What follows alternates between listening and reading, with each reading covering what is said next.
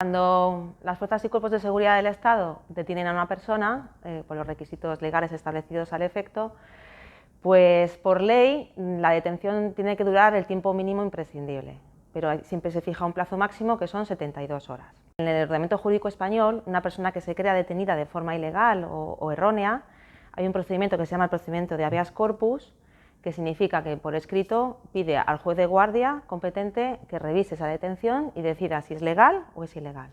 En el caso que sea legal se mantiene su detención y en el caso que sea ilegal, pues el juez competente con la audiencia del Ministerio Fiscal acordaría pues su inmediata libertad. Y además se resuelve de forma inmediata como un plazo máximo de 24 horas. Pues una vez que el detenido ya pasa a disposición judicial, significa que el atestado que ha confeccionado la Fuerza y Cuerpo de Seguridad pasa al juzgado y también físicamente el detenido se traslada a los calabozos del edificio judicial. Y entonces ahí lo primero que hace es el juez competente, que puede ser el juez de guardia o el juez que conozca de ese procedimiento, lo primero que solemos hacer es recibir declaración al detenido para saber qué ha sucedido y cuál es su versión de los hechos. Este detenido, lógicamente, tiene muchos derechos, entre ellos es estar asistido por un abogado de su libre elección o, en su caso, del abogado del turno de oficio, y tiene un derecho que se acoge muchas veces, que es el derecho a no declarar. Una vez finalizada su declaración, el juez competente, que puede ser el de guardia o el que conozca el procedimiento, tiene como tres posibilidades. La primera de ellas es la posibilidad de prorrogar su detención. Puede ser que para acordar su libertad o para su posible ingreso en prisión necesitamos saber más cosas de lo que ha sucedido sobre los hechos denunciados. Entonces lo que hacemos es, después de recibir declaración, dictamos un auto, acordamos su prórroga de detención pues, para practicar otras diligencias de investigación, que normalmente pues, suelen ser pues, declaración de la propia víctima, declaración de un testigo, incluso un reconocimiento en rueda. Entonces, mientras practicamos esas diligencias, el detenido pasa otra vez a disposición de las fuerzas y cuerpos de seguridad para que se lo lleven a los calabozos de sus edificios, para que nosotros podamos practicar, mientras tanto, esas diligencias que son muy importantes para conocer qué es lo que ha sucedido y para decidir qué hacemos con esa persona detenida, qué hacemos con su situación personal. Si ya hemos acordado la prórroga de detención y ya hemos acordado la práctica de diligencia, una vez finalizada, otra vez nos lo pone a nuestra disposición y ahí sí que es cuando el juez competente tiene que decidir dos cosas. O bien dejar en libertad, o bien la posibilidad de que tenga que ingresar en prisión. Si el juez competente tiene muy claro que va a quedar en libertad, no hace ninguna comparecencia, sino que acuerda su libertad provisional. Y cabe que sea una libertad provisional con medidas cautelares adicionales o simplemente libertad provisional.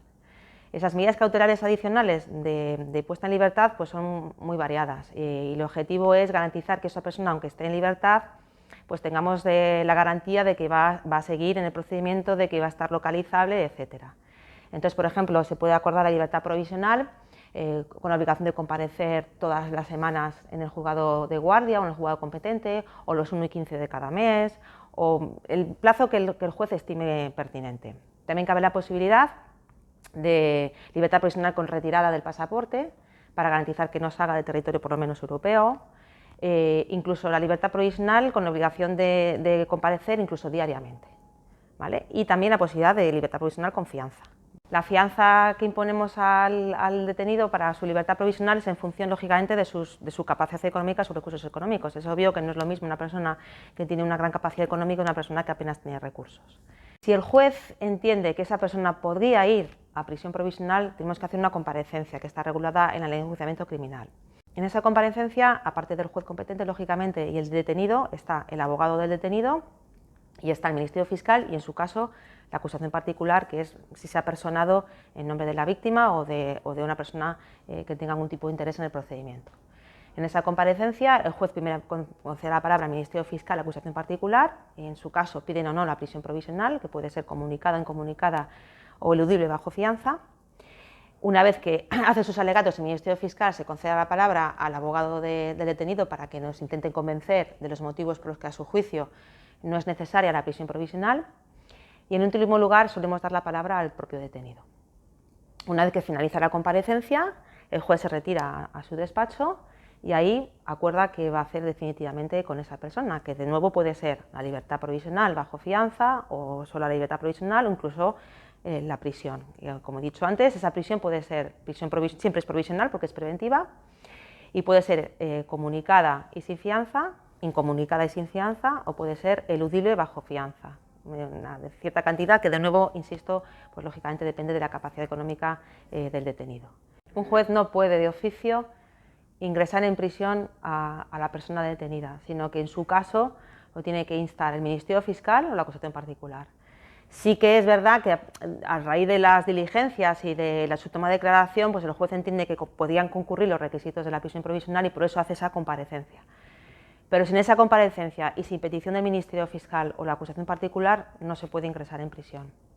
De hecho, si ingresamos en prisión preventiva a una persona detenida y a lo largo del procedimiento el Ministerio Fiscal pide su libertad, estamos obligados a dejarle en libertad.